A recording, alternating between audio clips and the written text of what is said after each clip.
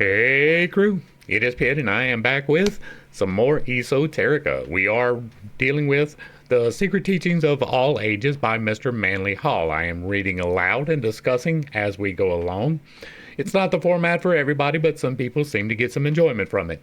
I am trying to dispense a little bit of the wisdom that I have, a little bit of the enlightenment that I have found, but I have a tendency to step on toes, and today is again going to be one of those days where that is a highly likely possibility.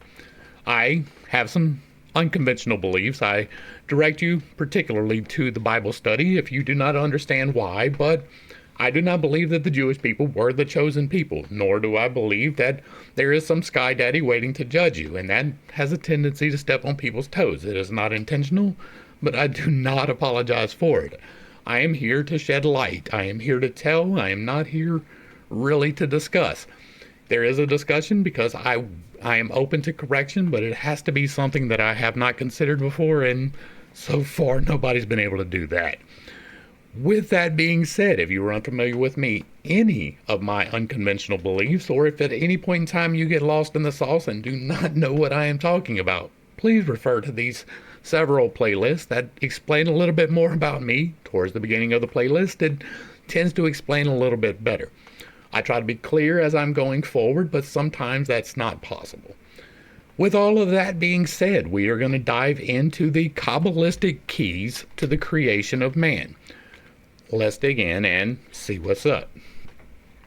Henri Stephan, in A World of Wonders, published in 1607, mentions a monk of St. Anthony who declared that while in Jerusalem, the patriarch of that city had shown him not only one of the ribs of the Word made flesh, and some rays from the Star of Bethlehem, but also the snout of a seraph, a fingernail of a cherub, the horn of Moses, and a casket containing the breath of Christ. All of that is highly unlikely, right? I'm pretty sure that finding the ribs of the Word made flesh is a little bit outside of the box, but the rays from the Star of Bethlehem, the snout of a seraph, like you caught the nose of an angel? Is that what you're saying? The fingernail of a cherub, because apparently they shed those. The horn of Moses, I was unaware that he had horns, but that would explain an awful lot. And a casket containing the breath of Christ. This is wild, right? Let's go. To a people believing implicitly in a seraph sufficiently tangible to have its proboscis preserved, the more profound issues of the Judaistic philosophy must necessarily be incomprehensible. Nor is it difficult to imagine the reaction taking place in the mind of some ancient sage should he hear that a cherub, which, according to St. Augustine, signifies the evangelists, according to Philo Judaeus, the outermost circumference of the entire heavens, and according to several of the church fathers, the wisdom of God, had sprouted fingernails. The hopeless confusion of, at least they're not trying to emphasize that those things are true, right? We're good. The hopeless confusion of divine principles with the allegorical figures created to represent them to the limited faculties of the uninitiated has resulted in the most atrocious misconceptions of spiritual truths. Yeah. Concepts well nigh as preposterous as these, however, still stand as adamantine barriers to a true understanding of Old and New Testament symbolism. Let's shed some light, please. For until man disentangles his reasoning powers from the web of venerated absurdities in which his mind has lain ensnared for centuries, how can truth ever be discovered? The Old Testament, especially the Pentateuch, contains not only the traditional account of creation of the world and of man, but also, locked within it, the secrets of the Egyptian initiators of the Moses, concerning the genesis of the God-man, the initiate, and the mystery of his rebirth through philosophy. While the lawgiver of Israel is known to have compiled several works other than those generally attributed to him, the writings now commonly circulated as the purported 6th and 7th books of Moses are in reality spurious treatises on black magic, foisted on the credulous during the Middle Ages. Out of the hundreds of millions of pious and thoughtful students of Holy Writ, it is almost inconceivable that but a mere handful have sensed the sublimity of the esoteric teachings of Sod, the Jewish mysteries of Adonai. Yet, familiarity with the three Kabbalistic processes termed Gematria, Notakarikon, and Tamura makes possible the discovery of many of the profundest truths of ancient Jewish superphysics. Now, I am familiar with Gematria. That is the use of numbers to try to do a wide variety of things. And I say all of the time, and I have no problem saying this, if you have to do complicated math in order to get there, you are probably doing it wrong. That's not to say that there can't be some hidden code, but the likely of it is highly suspect. Highly suspect. And so I don't lend a lot of credence. If you look at simple numbers or simple mathematics, right? You have 2 plus 2 equals 4. That 4 may mean something, right? You saw 22, add them together, that makes 4. Okay, maybe. But most of the time, you'll see triple numbers, right? Like 111, 222, 333. Those do signify something. They are the spiritual world talking to you about things. 111 means that you are just beginning to be aware of something.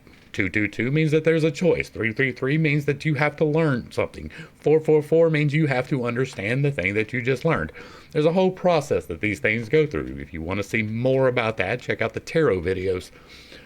But the complicated mathematics, if you skip every 14th letter and you get these words, that is just too much. I do not put any credence in those things whatsoever. You can go to any document and find a code to make it work. So I do not lend a lot of credence to that. And most of the people who I've seen practicing Gematria are completely off base about almost everything they believe. And so I have a really hard time getting on board with that one. These other two I do not know about. I have not even heard of them as far as I know. Notarikon and Tamura, I do not know what that means, and I'm hoping that it says something in here to let me know. So, yeah, let's get back into it. I just wanted to hit that Gematria thing. By Gematria is meant not only the exchange of letters for their numerical equivalents, but also the method of determining, by an analysis of the measurements, the mystic purpose for which a building or other object was constructed. S. L. McGregor Mathers, in The Kabbala Unveiled, gives this example of the application of Gematria. Thus, also the passage, Genesis, man, why you gotta get me Roman numbers? That is 18:2. Vahena Shalisha, and lo, 3 men, equals the numerical value Al Michael Gabriel Vapral, Elo Michael Gabriel Raphael. These are Michael, Gabriel, and Raphael for each phrase equals 701. Assuming the sides of a scaling to be 11, 9, and 6, the triangle of such dimensions would then be an appropriate symbol of Jehovah. For the sum of the 3 sides would be 26, the numerical value of the Hebrew word IHVH. Gematria also includes the system of discovering the arcane meaning of a word by analyzing the size and arrangement of the strokes employed in the formation of its various letters. Gematria was employed by the Greeks as well as the Jews. The books of the New Testament, particularly those attributed to St. John, contain many examples of its use. Nicephorus Callistus declared the gospel according to St. John to have been discovered in a cavern underneath the temple at Jerusalem.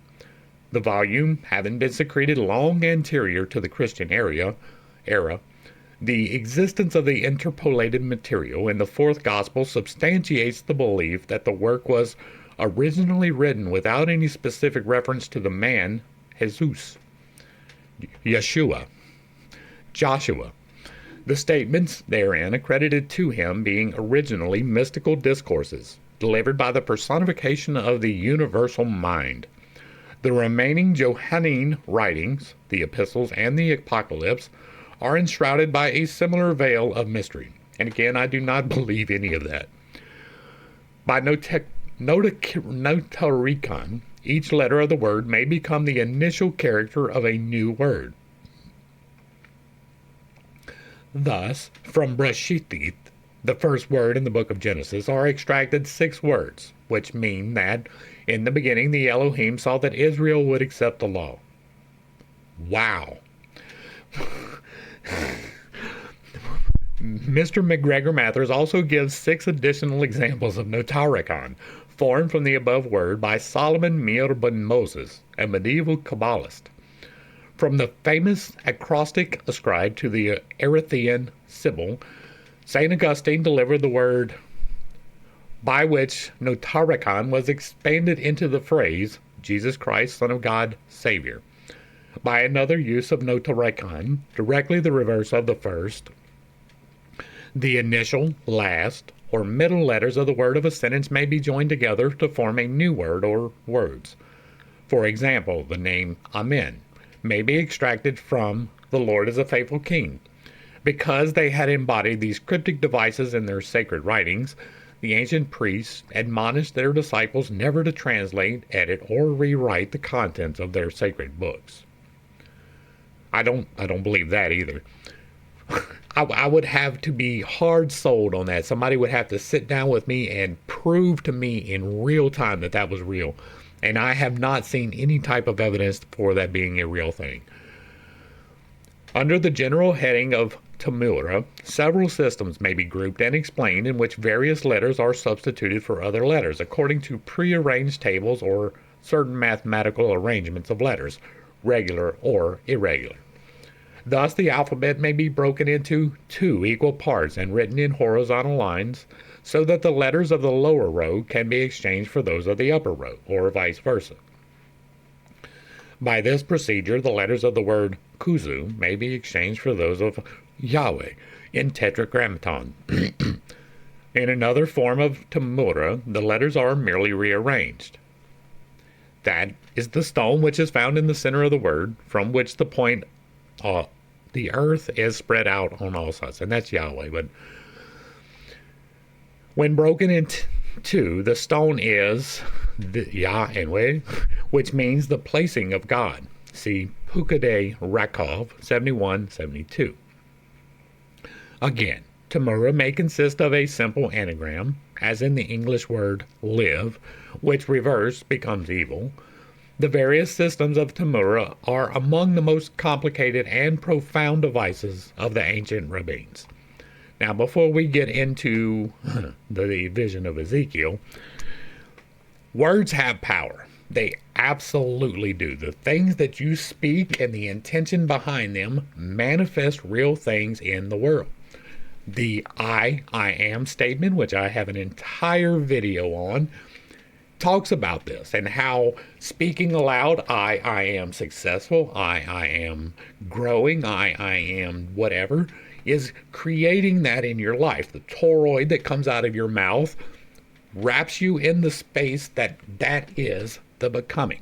And so I do believe that words have power, that they can hold symbology, that they have meaning, but not necessarily the symbolic meaning that is inferred here in any way. There are codes, absolutely, and if you are trying to write a book of religion for people who are religious and they want to do the right thing, then why would you hide the right thing in code? You are the divine God. There's a whole Bible study where I talk about how God got it wrong. Not just a little bit wrong, but like seriously wrong, like majorly wrong. Completely hypocritical for himself several times in the Old Testament, completely astounded by what the citizenry would do. God, the omniscient, did not foresee that there would be rebellion from Israel. That's one of the many things, right? If the Old Testament was actually from God, then it should be perfect, whole, and complete, and it is absolutely not. I do not believe that if we were to be given a doctrine, this is how you should act, that God himself would obscure that from everyone. I do not believe that. And everybody is not ready for enlightenment. That is true. But those who are seeking it should not have to seek it that damn hard. All right, let's get into the vision of Ezekiel, which is almost certainly to be misinterpreted. Okay, so we have the cherubim and the and an interpretation of the wheels within wheels. This is not biblical. Like, this is not according to what was in the biblical account. If you do not understand that, I highly recommend that you check out Ezekiel, where we discuss that in great length. From the Bear Bible. This plate, which is from the first Protestant Bible published in Spanish, shows the Merkabah, or Chariot of Jehovah, which appeared to Ezekiel by the river Chebar. The prophet beheld 4 strange creatures, each having 4 heads, 4 wings, and brazen hooves, like those of a calf. There were 4 wheels, filled with eyes. Where the cherubim went, the wheels went also. The space between the cherubim and the wheels was filled with coals of fire. Upon the top of this chariot was a throne, upon which sat the likeness of a man, H. Ezekiel fell on his knees when he beheld the Merkabah, surrounded by a whirlwind of clouds and flames, A, B, and C. A hand, K, reached out from the clouds, and the prophet was ordered to eat a scroll which the hand held forth. According to the mystics, the wheel supporting the throne of God represents the orbits of the planets, and the entire solar system is properly the Merkabah, or Chariot of God. One of these divisions of the Kabbala, that dealing with the arts and sciences of the planes which are under the heavens, is called the Merkabah. In the Zohar, it is written that the celestial throne, or Ezekiel's vision, signifies the traditional law. The appearance of man sitting upon the throne represents the written law. Philo-Judaeus, in describing the cherubim upon the Ark of Covenant, declares that the figures are an intimation of the revolutions of the whole heavens. One of the cherubim representing the outer circumference and the other the inner sphere. Facing each other, they represent 2 hemispheres of the world. The flaming sword of the cherubim of Genesis is the central motion and agitation of the heavenly bodies. In all probability, it also represents the solar ray. And again, I talk about the vision of Ezekiel in great detail in Ezekiel, and this is not it. Among theological scholars, there is a growing conviction that the hitherto accepted translations of the scriptural writings do not adequately express the spirit of the original documents. After the first copy of the Book of God, writes H.P. Blavatsky, has been edited and launched in the world by Hilkiah, this copy disappears, and Ezra has to make a new Bible, which Judas Maccabeus finishes. When it was copied from the horn letters into square letters, it was corrupted beyond recognition.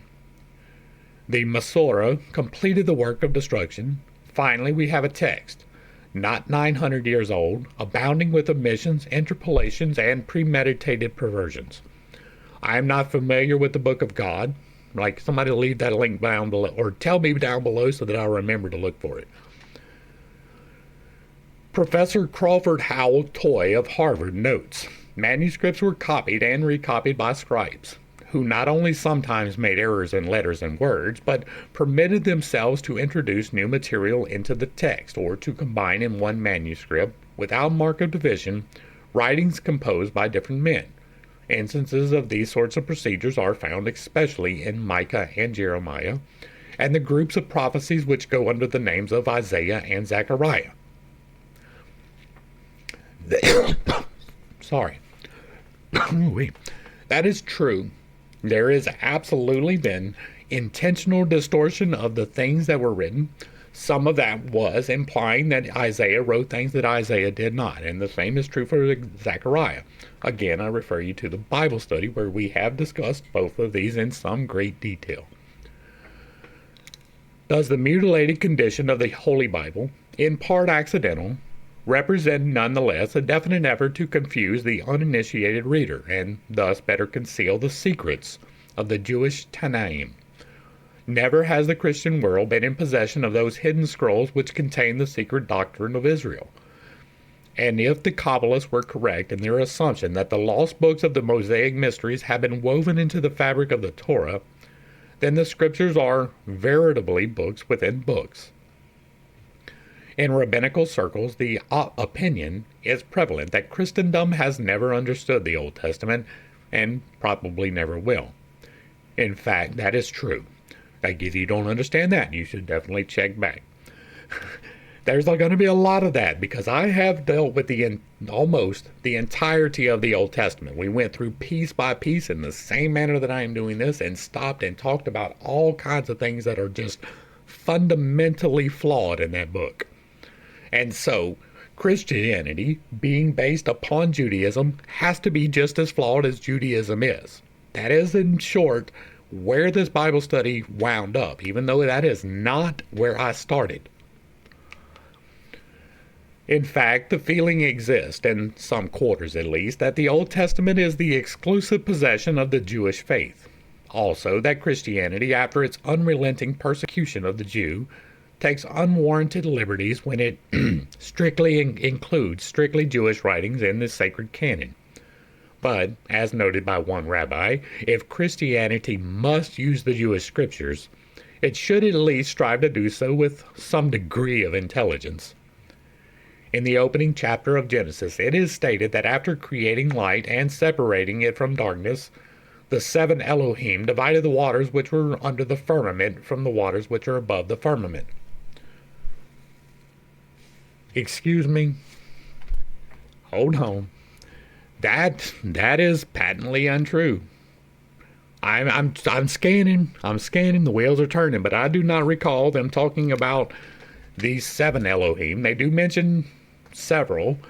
They do not give a specified number, and I don't have a problem thinking that it is 7 or 8, because 7 being the leading into 8 is a very important number. But, and also, God created light by saying, "I am light." Like, I do not remember the seven Elohim. I don't. I remember them saying Elohim, which is the plural form of God, but I do not remember the number 7 being in there at all. And that is an important number for me, so I would probably remember that. Which were under the firmament from the waters which were above the firmament. Having thus established the inferior universe in perfect accord with the esoteric teachings of the Hindu, Egyptian, and Greek mysteries, the Elohim next turned their attention to the production of flora and fauna, and lastly, man. And God said, "Let us make man in our image, after our likeness." So God created man in his own image. In the image of God created he him. Male and female created he him. That is from 2 separate accounts. And God blessed them, and God said unto them, "Be fruitful and multiply, and replenish the earth."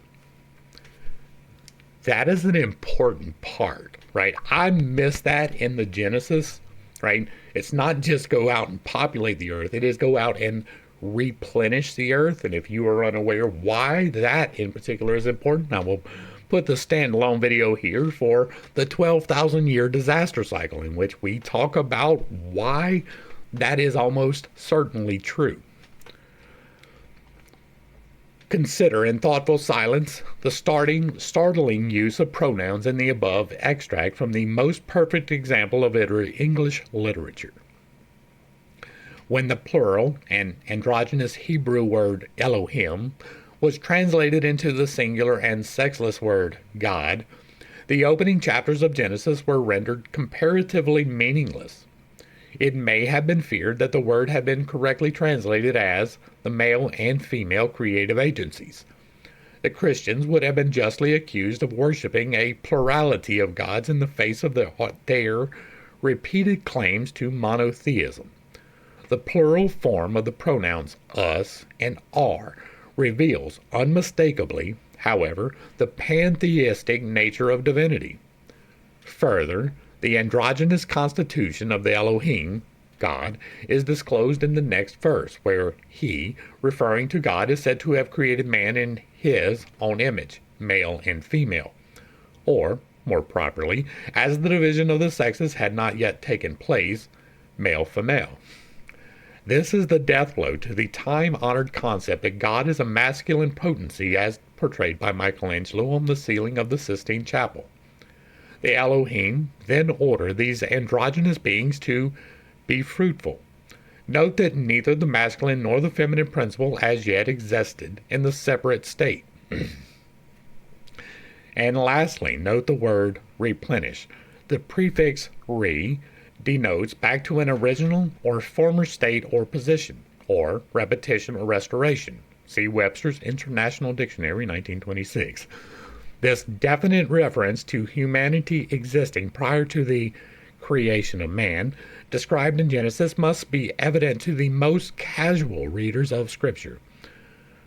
Some of that I agree with, some of it I don't. I think the androgyny, God does not have a sex, but also God was not here in an active way doing things. There is a highly likely possibility that some beings from the seventh plane, which is the angels, right? Not the messengers, but the actual archangels, had a hand in it. There are several theories as to why, and we will probably not know if any of them are actually true, but the Atlantis myth is one of the ways to interpret that, and we go into some detail in other places about that. That's part of the Plato playlist, but the androgyny here, that's trying to read a little bit too much into it, right? God is beyond the concept of sex. If you're calling him a him, you're probably doing it wrong, and that's including me. I use him because it is the common vernacular. God is all things. He is me, he is you, he is the space between me and you, and he is the space between me and you. He is everything you can see, and he is everything that you cannot see. He does not have corporeal form. Everything here is part of him, and we are the individualized part of him, and we make the choices that, right, our little sliver of divinity. None of us in ourselves divine, but each of us having a tiny little piece of divinity that makes the decisions for the meat suit, which the being allows to happen. And that is androgynous. But the male and female here, like the way that it's being described right here, is not necessarily correct, right? We have two different accounts of the creation story in Genesis. One of them, he creates a male, and then later he creates a female. And then in the other one, he creates them both at the same time. That is one of those things I was talking about, directly contradictory to itself. It is entirely possible that we were created and that it was more of an bringing up, right? The Atlantis myth is probably the closest to truth. There were probably some entities, whether they were good, bad, or whatever, they were entities with a power to do things, to change things. They have an understanding that we don't. It could be technological, it could be magical, I do not know. But there is the possibility that they took a already existing Homo sapien and gave him abilities that he did not already have. That does not in any way link us to Cro-Magnon man or things of that nature, because that has been proven pretty close to impossible by this point. And so, let's get back into the text. I think that covered everything I needed to right there. An examination of Bible dictionaries, encyclopedias, and commentaries discloses the plural form of the word Elohim to be beyond the comprehension of the respected authors and editors. The Neuschhoff-Herzog Encyclopedia of Religious Knowledge thus sums up the controversy over the plural form of the word Elohim. Does it now, or did it originally, signify plurality of divine being? A dictionary of the Bible, edited by James Hastings, contains the following conclusion, which echoes the sentiments of more critical etymologists of the Bible. The use of the plural Elohim is also difficult to explain. Dr. Havenik considers the plural form of Elohim to signify the abundance and super richness existing in the divine being. His statement, which appears in the Popular and Critical Bible Encyclopedia, is representative of the efforts made to circumvent this extremely damaging word. The International Standard Bible Dictionary considers the explanations offered by modern theologians, of which Dr. Havernick's is a fair example, to be too ingenious to have been conceived by the early Hebrews, and maintains that the word represents the survival of a polytheistic stage of Semitic thought. The Jewish Encyclopedia supports the latter assumption with the following concise statement. As far as epigraphic material, traditions, and folklore throw light on the question, the Semites are shown to be of polytheistic leanings. Various schools of philosophy, both Jewish and Gentile, have offered explanations, erudite and otherwise, of the identity of Adam. In this primordial man, the Neoplatonists recognized the Platonic idea of humanity, the archetype or pattern of the genus Homo. Philo-Judaists considered Adam to represent the human mind, which could understand and hence give names to the creatures about it, but could not comprehend and hence left nameless the mystery of its own nature.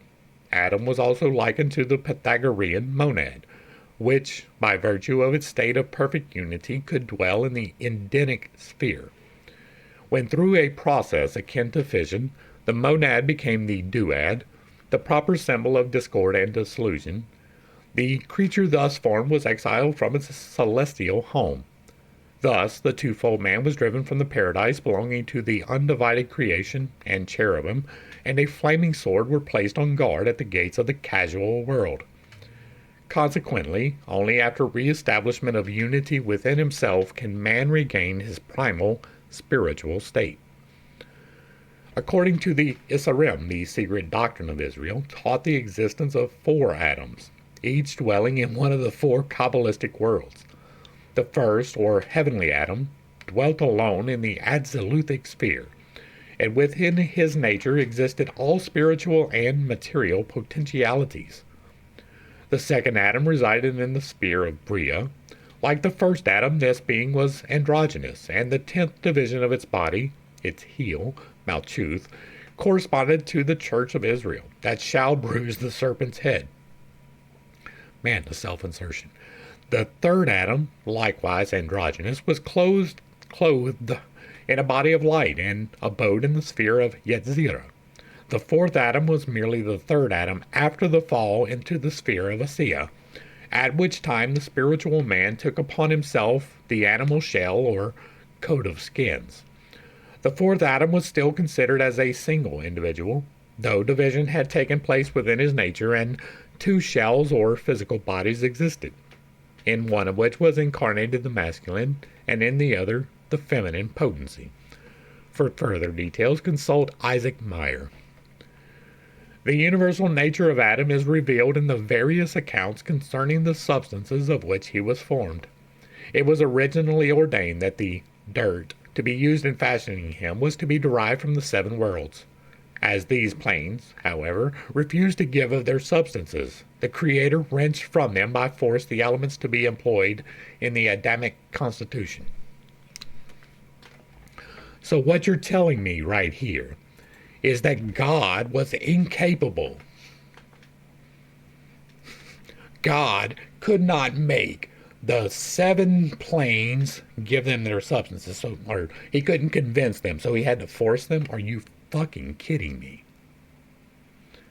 That's insanity. That is so much rationalization that I don't even know what to say. Like, if God is omnipotent, then he doesn't have to go through extreme force to get things done. Especially from the planes. It ain't like this is human nature with free will. St. Augustine discovered a notarikon in the name of Adam. He showed that the 4 letters, A-D-A-M, are the first letters of the 4 words. Anatoli Diesis Arctos Mesembria, the Greek names for the 4 corners of the world. Self-insertion much?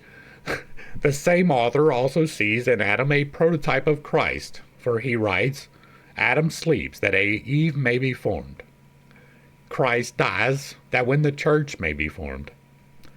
While Adam sleeps, Eve is formed from his side. When Christ is dead, his side is smitten with a sphere, and that there is a flow forth sacraments to form the church. Adam himself was the figure of him that was to come. No. In his recent work, Judaism, George Foot Moore thus describes the proportions of the Adamic man. He was a huge mass that filled the whole world to all points of the compass. The dust of which his body was formed was gathered from every part of the world, and from the site of the future altar. Of greater interest is the notion that man was created androgynous, because it is probably a bit of foreign lore adopted to the first pair in Genesis. R. Samuel Bar Nahman, 3rd century, said, when God created Adam, he created him facing both ways. Then he saw them in two and made two backs, one for each figure. That's highly likely, right? The Zohar holds the concept of two Adams. The first, a divine being, who, stepping forth from the highest original darkness, created the second, or earthly Adam, in his own image. The higher, or celestial man, was the casual sphere with its divine potencies and potentialities, considered as a gigantic personality. Its members, according to the Gnostics, being the basic elements of existence. This Adam may have been symbolized as facing both ways to signify that with one face it looked upon the proximate cause of itself, and with the other face looked upon the vast sea of cosmos into which it was to be immersed. Philosophically, Adam may be regarded as representative of the full spiritual nature of man, androgynous and nor subject to decay. Of this fuller nature the mortal man has little comprehension, just as spirit contains matter within itself and is both the source and ultimate of the state denominated matter. So Eve represents the lower or mortal portion that is taken out of, or has temporal existence, in the greater and fuller spiritual creation. Being representative of the inferior parts of the individual, Eve is the temptress who, conspiring with the serpent of mortal knowledge, caused Adam to sink into a trance-like condition, into which he was unconscious of his own higher self. When Adam seemingly awoke, he actually sank into sleep, for he was no longer in the spirit, but in the body. Division having taken place within him, the true Adam rested in paradise, while his lesser part incarnated into a material organism, Eve, and wandered in the darkness of mortal existence. That's a little bit wild, right? That's a little bit of a wild interpretation of the scriptures. I'm just saying, that's a wild one. The followers of Muhammad apparently sensed more accurately than the uninitiated of other sects the true mystic import of paradise, for they realized that prior to his fall, the dwelling place of man was not in a physical garden in any particular part of the earth, but rather in a higher sphere, the angelic world, watered by 4 mystical streams of life. After his banishment from paradise, Adam alighted on the island of Ceylon, and this spot is sacred in certain Hindu sects who recognize the old land of Lanka, once presumably connected with the mainland by a bridge, as the actual site of the Garden of Eden, from which the human race migrated. According to the Arabian Nights, Sir Richard Burton's translation, Adam's footprint may still be seen on the top of a Ceylonese mountain. In the Islamic legends, Adam was later reunited with his wife, and after his death, his body was brought to Jerusalem subsequent to the flood for burial by Melchizedek. See the Quran. That is a little bit closer to what I believe, but still not fully, right? I do believe that there was what I call the Eden event, which was Adam and Eve being cast out, but it is most likely due to the 12,000-year disaster cycle and the disaster that wiped out most of the world, including what was probably Atlantis, which is a whole nother video. Again, in the playlist with Plato. I believe that there was an event. There was a cycle, right? Let's talk about it real quick. There is a 12,000-year disaster cycle. This is highlighted in the 12,000-year disaster cycle video, but every 6,000 years there is an event. But it repeats on a 12,000-year pattern. So, 12,000 years ago, there was what is called a hot event, or what I call a hot event. And then 6,000 years ago, there was a wet event. This appears to be a repeating pattern. It is recorded in Timaeus or Critias, whichever one it was, where they talk about Atlantis and how Solon relayed to Socrates, who relayed to Plato, that this had happened. That not only that it had happened, but that it was a repeating pattern and that it would happen again. The next event, the one that is imminent right now, is going to be another hot event. Now, I believe that when we were in Eden, the conditions on this planet were almost certainly different. And because of that, we were able to grow megafauna and megaflora, big plants and big animals, including what would probably be considered giants. The dinosaurs, the several large animals that all disappeared around the same time 12,000 years ago. I assume that this hot event burnt off what could be considered the vapor canopy by some people, or whatever the premium conditions happened to be in the alignment at that time.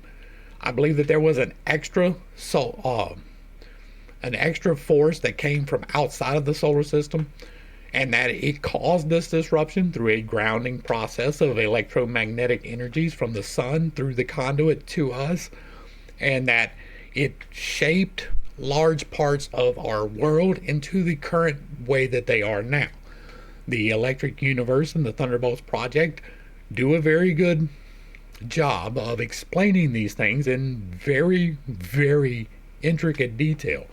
They have reproduced the conditions that were probably present during the current configuration of our planet, and they have shown how mountains are formed, how valleys are formed, and various things that we really can't wrap our minds around without that explanation. I'm going to leave that there, right? Go back and watch the 12,000 year disaster cycle, where there is a lot of things to consider before you casually dismiss that. All of that was to say that I believe that the border around Pakistan, India, the Punjab region of India in particular, was probably Eden. That's most likely where they were cast out from, and then they wound up in the Fertile Crescent after they were cast out in the fire event. Right? The big flaming sword cast them out and prevented them from going back. That was probably the hot event.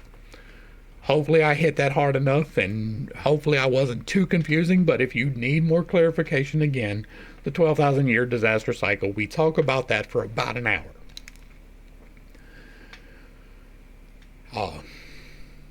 After his banishment from paradise, Adam alighted. Okay, we did that. Okay. Adam was later reunited with his wife, and after his death, his body was brought to Jerusalem subsequent to the flood for burial by Melchizedek. See the Quran. The word, ADM, signifies a species or race, and only for lack of proper understanding has Adam been considered as an individual. As the macrocosm, Adam is a giant androgyne, even the demiurges. As the microcosm, he is the chief production of the demiurges, and within the nature of the microcosm, the demiurges established all the qualities and powers which he himself possessed. The demiurges, however, did not possess immortality, and therefore could not bestow it upon Adam. According to the legend, the demiurges strove to keep man from learning the incompleteness of his maker. The Adamic man consequently partook of the qualities and characteristics of the angels, who were the ministers of the demiurges. It was affirmed through the Gnostic Christians that the redemption of humanity was assured through the death of Nous, universal mind, who was a great spiritual being superior to the demiurges, and who, entering into the constitution of man, conferred conscious immortality upon the demiurgic fabrications. That phallic symbolism occupies an important place in early Jewish mysticism is indisputable. That's not true.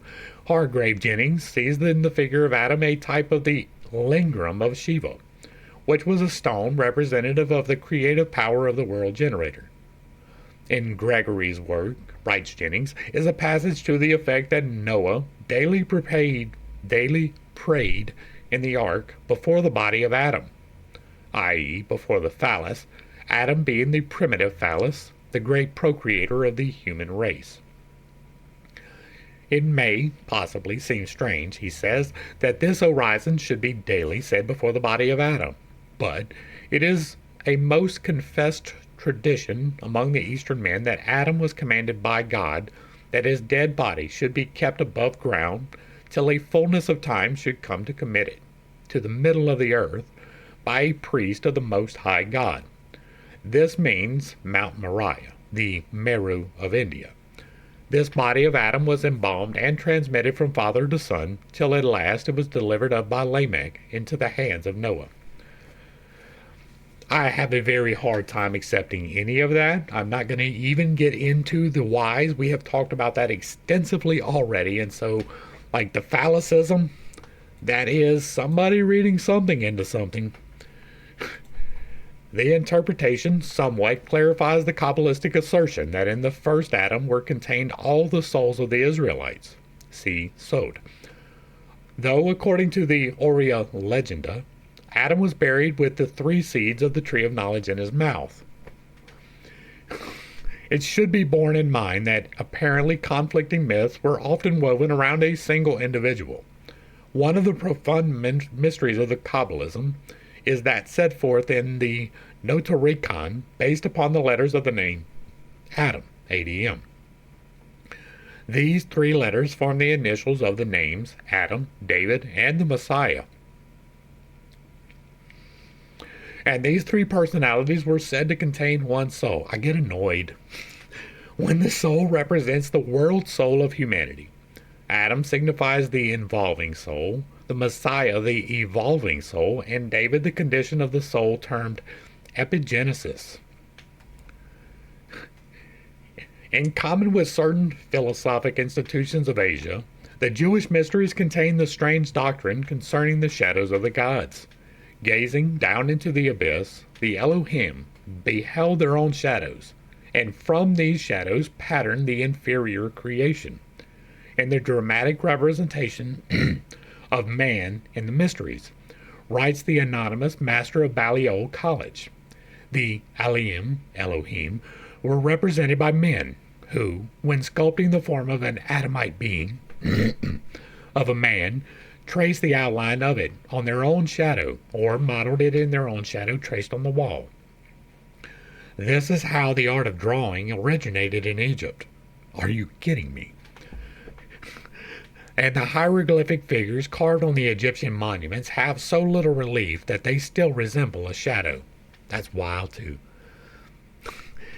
In the ritualism of the early Jewish mysteries, the pageantry of creation was enacted, the various actors impersonating the creative agencies. The red dirt, from which the Adamic man was fashioned, may signify fire, particularly since Adam is related to the Yod, or fire flame, which is the first letter of the sacred name Jehovah. In John 2:20, it is written that the temple was 40 and 6 years in the building, a statement in which St. Augustine sees a secret and sacred gematria. For according to the Greek philosophy of numbers, the numerical value of Adam is 46. Adam thus becomes the type of the temple, for the house of the god, like primitive man, was a microcosm or epitome of the universe.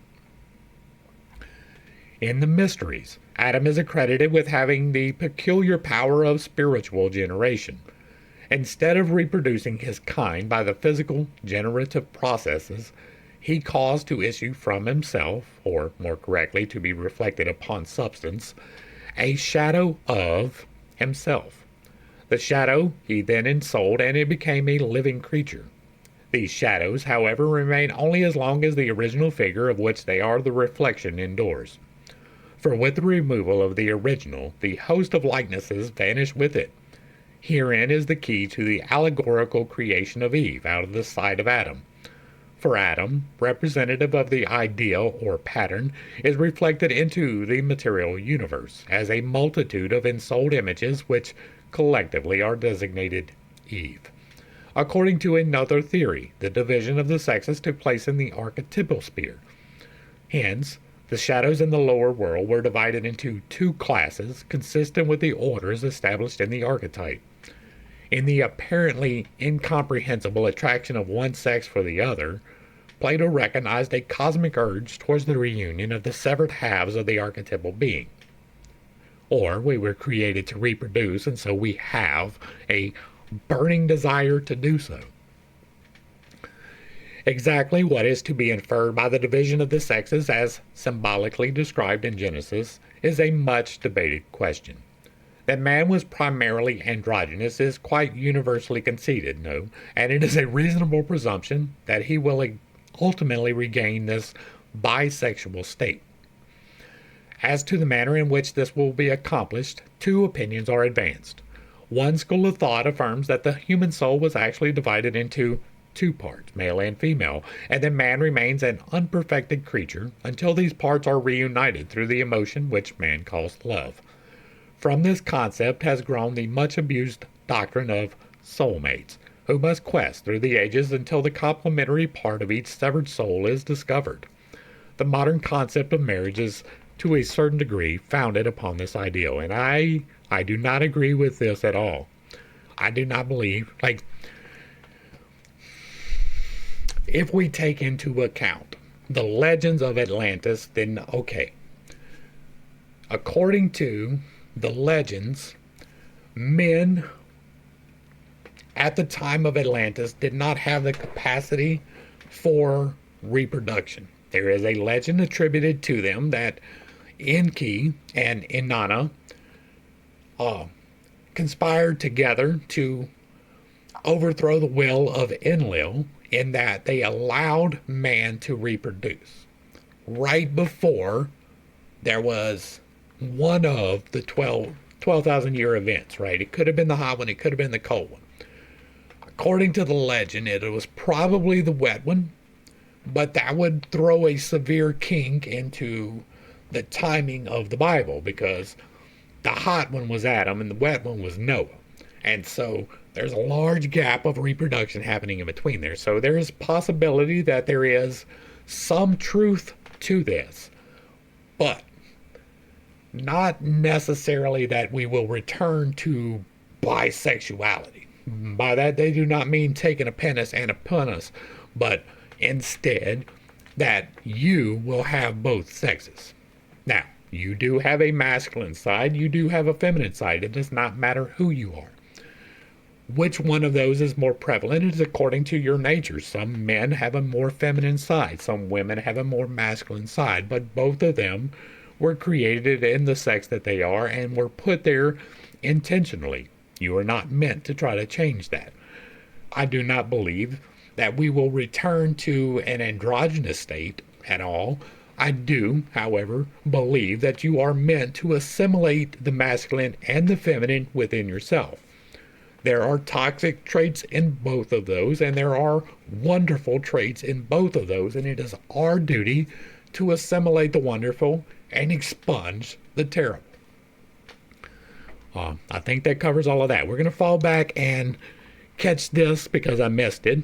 Right, the Noah and his zodiacal ark from Myers Kabbala, and this shows the ark and its divisions, and apparently that's supposed to represent the zodiac. We're going to get the explanation right now. The early church fathers, notably Tertullian, Firmilian, St. Cyprian, St. Augustine, and St. Chrysostom, recognized in the ark a type or symbol of the Holy Catholic Church. Oh no. Bede was the venerable, declared that Noah in all things typified Christ as Noah. Alone of his generation was just. Noah wasn't alone. His generations were pure. That's why he was chosen. So Christ alone was without sin. No, not even according to the Bible. You should definitely go back and reread the book of Job. You should definitely go back and read the story of Enoch. Figure out something from that. I bet you will find out something from that you didn't like in that. Because Christ alone was not without sin. It was said that Job was the perfect man. He did everything according to what God wished. Go back and read that book. With Christ, there was a sevenfold spirit of grace. With Noah, 7 righteous persons. Noah by water and wood saved his own family. Christ by baptism and the cross saves Christians. The ark was built of wood that did not decay. The church is composed of men who will live forever. And this ark means the church which floats upon the waves of the world. And again, we're getting into some self-insertion. The diagram shown above also reproduced in the Rosicrucians by Hargrave Jennings. This author adds to the original diagram appearing in an Antiquarium Judiciarum Libri 9 the signs of the zodiac, placing Aries at the head and continuing in sequential order to Leo, which occupies the fifth cross-section of the arc.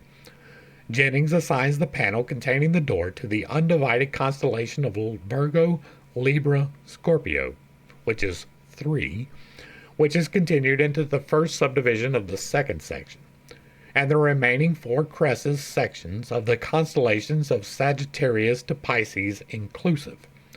The study of the plate discloses the arc to be divided into 11 main sections, and along the base and roof of each section are shown 3 subdivisions, thus making, in all, the sacred number 33. Occupying the position corresponding to the generative system of the human body will also be noted the cross upon the door of the central section. 2 openings are shown in the arc, one, the main door representing the orifice through which the animal lives descend into physical existence, and the other a small window, proximate to the crown of the head through which the spirit gains liberty, according to ancient rites.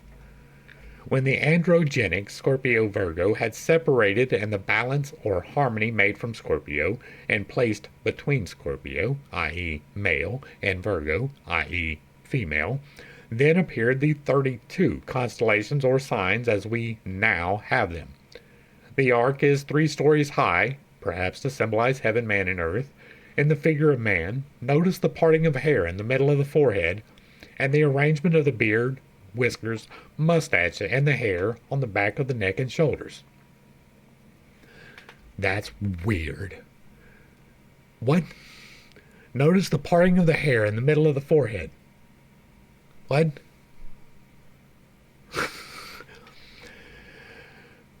According to the other school, the so-called division of the sexes resulted from suppression of one pole of the androgynous being in order that the vital energies manifesting through it may be diverted to development of the rational faculties. From this point of view, man is still actually androgynous and spiritually complete, but in the material world, the feminine part of man's nature and the masculine part of women's nature are quiescent. Through spiritual unfoldment and knowledge imparted by the mysteries, however, the latent element in each nature is gradually brought into activity, and ultimately the human being thus regains sexual equilibrium. That's closer to true. By this theory, woman is elevated from the position of being man's errant part to one of complete equality. That is true.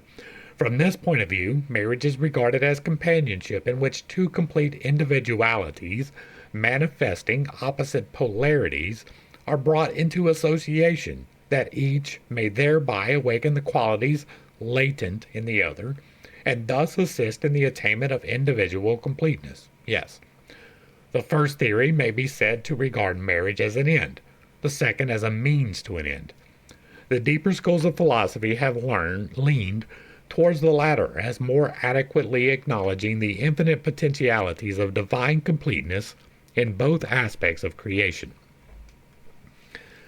The Christian Church is fundamentally opposed to the theory of marriage, claiming that the highest degree of spirituality is achievable only by those preserving the virginal state. That's because the Christian Church is a control system designed to keep you from reaching your entire potentiality. This concept seemingly originated among certain sects of the early Gnostic Christians, who taught that to propagate the human species was to increase and perpetuate the power of the demiurges. For the lower world was looked upon as a evil fabrication created to ensnare the souls of all born into it. And some people still persist in that today. This is not a prison planet. Hence, it was a crime to assist in bringing souls to earth. When, therefore, the unfortunate father or mother shall stand before a final tribunal, all their offspring will also appear and accuse them of being the cause of these miseries attendant upon physical existence. This view is strengthened by the allegory of Adam and Eve, whose sin, through which humanity has been brought low, is universally admitted to have been concerned with the mystery of generation. Mankind, owing to Father Adam its physical existence, regards as its progenitor regards its progenitor as the primary cause of its misery, and in the judgment day, rising up as a mighty progeny, will accuse its common paternal ancestor. I do not believe that. Those Gnostic sects, maintaining a more rational attitude on the subject, declared the very existence of the lower worlds to signify that the Supreme Creator had a definite purpose in their creation. To doubt his judgment was, therefore, a grievous error. The Church, however, seemingly arrogated to itself the astonishing prerogative of correcting God in this respect, for wherever possible it continued to impose celibacy, a practice resulting in an alarming number of neurotics. In the mysteries, celibacy is reserved for those who have reached a certain degree of spiritual unfoldment. When advocated for the mass of unenlightened humanity, however, it becomes a dangerous heresy, fatal alike to both religion and philosophy. As Christendom, in its fanaticism, has blamed every individual Jew for the crucifixion of Jesus, so with equal consistency it has maligned every member of the feminine sex. In Vindication of Eve, philosophy claims that the allegory signifies merely that man is tempted by his emotions to depart from the sure path of reason. Many of the early church fathers sought to establish a direct relationship between Adam and Christ, thereby obviously discounting the extremely sinful nature of man's common ancestor. Since it is quite certain that when St. Augustine likens Adam to Christ and Eve to the Church, he does not intend to brand the latter institution as the direct cause of the fall of man. For some inexplicable reason, however, religion has ever regarded intellectualism, in fact every form of knowledge, as fatal to man's spiritual growth. The Ignaritine friars are an outstanding example of this attitude. Now, I have talked many times, and I will talk many times, about how life is not meant to be exclusion. You are not meant to exclude, you're meant to temper. You're meant to be the middle, right? There are 7 virtues, there are 7 vices. They are extremities of one another: love and hate, greed and charity, lust and chastity. You're not meant to be lustful. You're not meant to just go around putting your penis in everything that moves. You're not meant to do that, but you are meant to find the one person that you are supposed to put your penis in. That is part of why you are here. Go forth, procreate, multiply, fill the earth, be stewards. That is part of who you were created to be. But you have a sexual nature that wants to take every little bit of it you can get. You're not meant to. You're not meant to share your soul with everyone. You're meant to share your soul with one person. You're meant to be discerning in who that one person is. You're not meant to be abstinent. If you are, you're doing it wrong. That doesn't mean that you were supposed to have sex every day. It does not mean that you're supposed to think about it all of the time. But you are supposed to think about it. You are supposed to desire it, and you are supposed to do it. It's fun. If it wasn't meant to be done, it wouldn't be fun. Drinking is fun, but if you drink too much, it's a problem. There's nothing wrong with having a drink. There's nothing wrong with having fun. There's nothing wrong with moderately partaking in the vices of man. But if you let those vices rule you, then you're doing it wrong. Well, you can take a virtue and turn it into a vice by overtaking it. If you give away all that you own, you are doing it wrong. If you abstain from sex, you are doing it wrong. If you never eat, you are doing it wrong. If you do not take pleasure in the existence that God gifted you, you're doing it wrong. But you're not supposed to succumb to the temptation of taking pleasure in everything. In this ritualistic drama, possibly derived from the Egyptians, Adam, banished from the Garden of Eden, represents man philosophically exiled from the sphere of truth. Through ignorance, man falls. Through wisdom, he redeems himself. The Garden of Eden represents the house of the mysteries. See the vision of Enoch, in the midst of which grew both the tree of life and the tree of knowledge of good and evil. We talked before and we will talk again about these two trees. This is Boaz and Yakin. This is the two pillars, black and white. This is the creative and the destructive forces. This is the grounding and the energizing forces. This is the two things that you were meant to take part of. Now, the tree of knowledge of good and evil is the grounding force, the feminine energy, the one that begins at the base. The tree of life is the destructive force. It is the masculine energy, and it's up here at the top. It is signified by white. And so that is part of the greater mysteries. That is part of the greater knowledge, and it is completely misinterpreted everywhere. Man, like, how are you a Mason and you don't get that reference? Man, the banished Adam, seeks to pass from the outer court of the sanctuary, the exterior universe, into the sanctum sanctorum. But before him rises a vast creature armed with a flashing sword that, moving slowly but continually, sweeps a clear, wide circle. And through this ring past nod, the Adamic man cannot break. The cherubim address the seeker thus: Man, thou art dust, and to dust thou shalt return. Thou wert fashioned by the builder of forms. Thou belongest to the sphere of form, and the breath that was breathed into thy soul was the breath of form. And like a flame it shall flicker out. More than thou art, thou canst not be. Thou art a denizen of the outer world, and it is forbidden thee to enter this inner place. No, it's not. I can speak on that authoritatively because I have been in the inner place.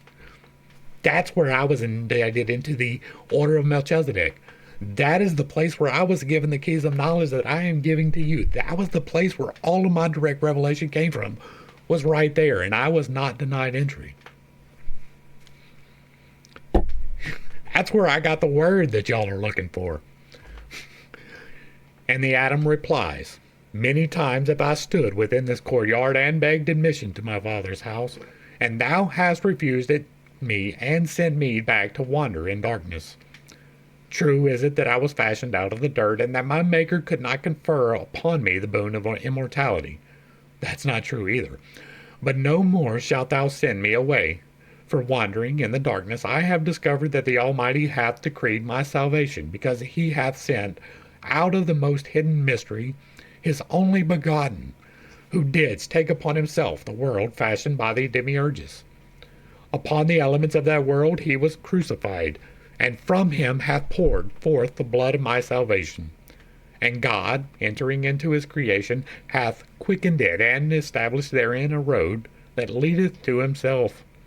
While my Maker could not give me immortality, immortality was inherent in the very dust of which I was composed, for before the world was fabricated, and before the demiurgus became the region of nature, the eternal life had impressed itself upon the face of cosmos.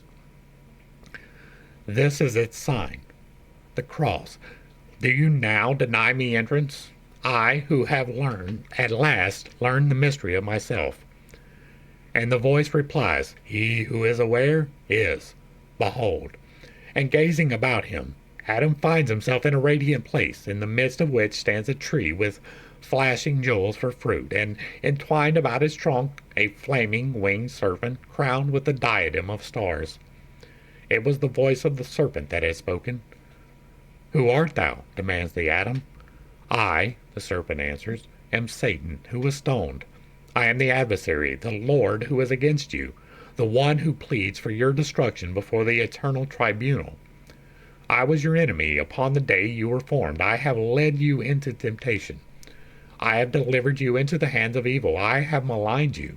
I have striven ever to achieve your undoing. I am the guardian of the tree of knowledge, and I have sworn that none whom I can lead astray shall partake of its fruits. And Adam replies, For uncounted ages have I been thy servant. In my ignorance I listened to thy words, and thy led me into paths of sorrow.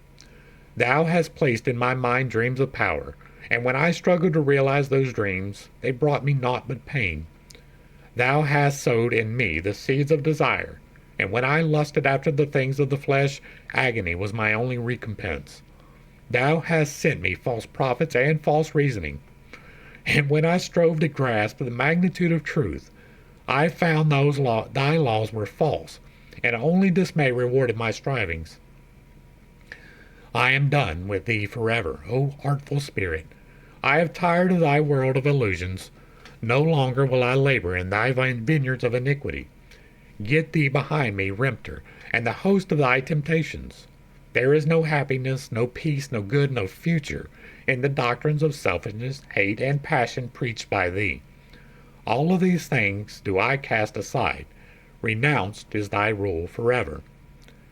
And the serpent makes answer, Behold, O Adam, the nature of thy adversary. The serpent disappears in a blinding sunburst of radiance, and in its place stands an angel, resplendent in shining golden garments, with great scarlet wings that spread from one corner of the heaven to the other. Dismayed and awestruck, the Adam falls before the divine creature. I am the Lord who is against thee, and thus accomplishes thy salvation, continues the voice. Thou hast hated me, but through the ages yet to be thou shalt bless me. For I have led thee of the sphere of the out. I have led thee out of the sphere of the demiurges. I have turned thee against the illusions of worldliness. I have weaned thee of desire. I have awakened in thy soul the immortality of which I myself partake. Follow me, O Adam, for I am the way, the life, and the truth. And so ends this section. There was a lot to discuss in this one. And we're going to finish with this. I have talked before, and I will talk again, about how if you are committing blood sacrifice, you are doing it wrong. There is only one possible exception to that. We're going to go to the Bible study. I'm referring you once again to that, where we talk in great detail about the entities that are involved. There are good entities and there are bad entities, but they both represent God. God is all things, and therefore he has to be the tempter as well as the ability to resist the temptation. And so we are here to learn lessons.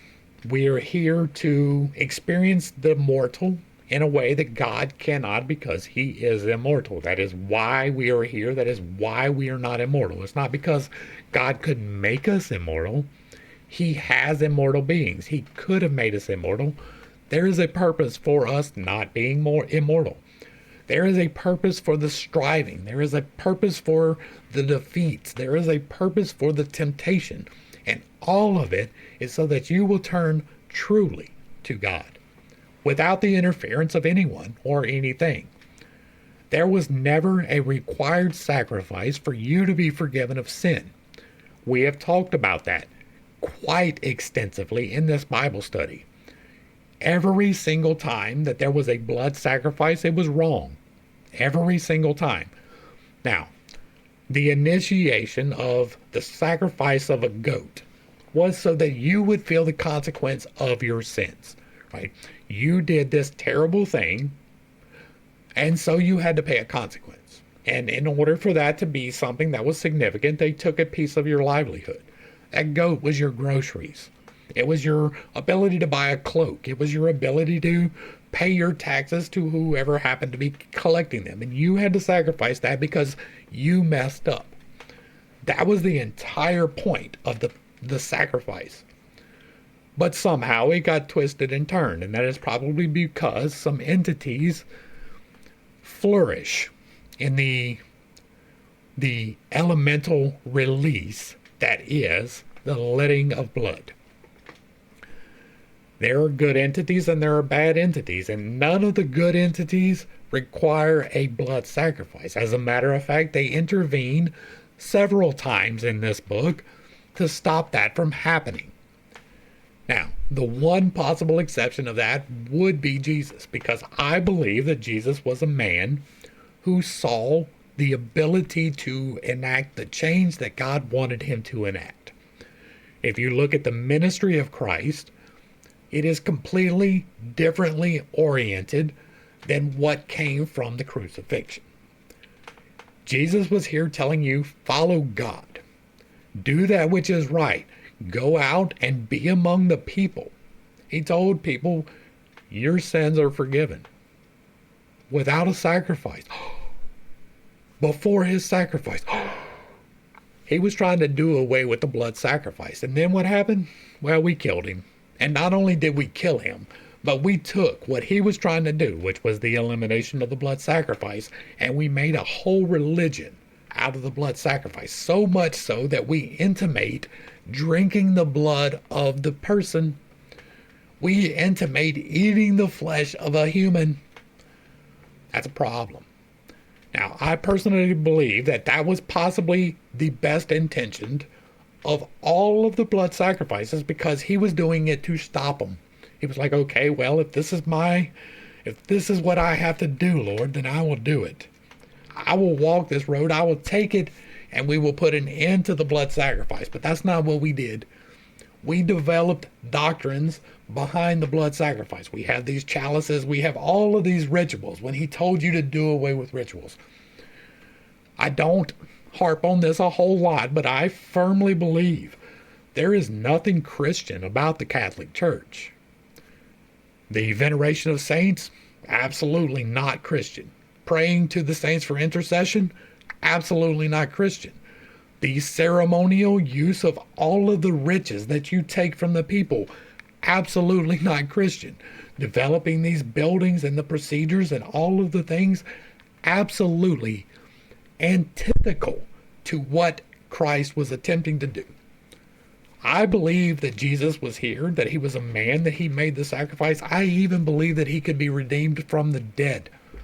I don't have a problem with those things. There are many different legends about calling people from the dead. It's not just Christ. He wasn't the only one. Ezra did it. And so, like, there are many accounts of that from across the world that are not associated with Judaism and are not associated with Christianity at all. But Christianity likes to have that monopoly on things. And so they created a whole religion based upon the blood sacrifice.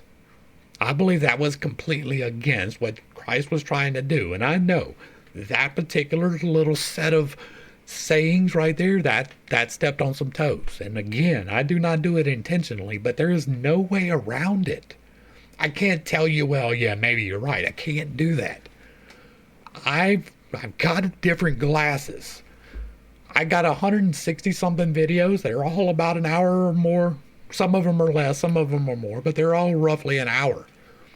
Where I went through step by step and discovered this path live on the internet. And by live, I mean pre-recorded. But regardless, you can go back and understand my reasoning. You don't have to agree with it, but it is definitely there. There are definitely instances in that Bible that directly contradict themselves. Like, in horrible ways. The law, as it was written, oh my God. Are you telling me that if a man goes out to pick up a stick to heat his home and you catch him on the wrong day, you're supposed to hit him in the head with rocks until he quits breathing? For picking up firewood. There's a lot wrong. I believe that if God was to lay down the law, that it would not include that. I do believe that. I believe that man was trying to do something, that book did something. It raised up a people from the surroundings. There was a lot of wild stuff going around. Look at the laws. There's a reason for them. But they weren't correct. Not in large part, or even in small for the most part. And so I have some severe problems. That's why we started doing this. Hopefully, I brought a little bit of enlightenment and not too much confusion to a series of somewhat difficult topics. I know that I have a tendency to step on toes, and it is not intentional, but I do not apologize for it. I am here to dispense truth no matter who gets their feelings hurt. If you like what I'm doing over here, let me know down below. Give me a like, share, and a sub. Throw me a comment if you agree or disagree. If it remains respectful, it gets to remain up. And if you really like what I'm doing over here, hit me with that super thanks, because I am not a communist. To the crew, thanks for hanging out. I appreciate every single minute that you are here with me, and I am praying for you every single day. Until next time, I love you. God loves you. You are perfect, whole, and complete just the way that you are. And this has been Pitt's Take. Peace.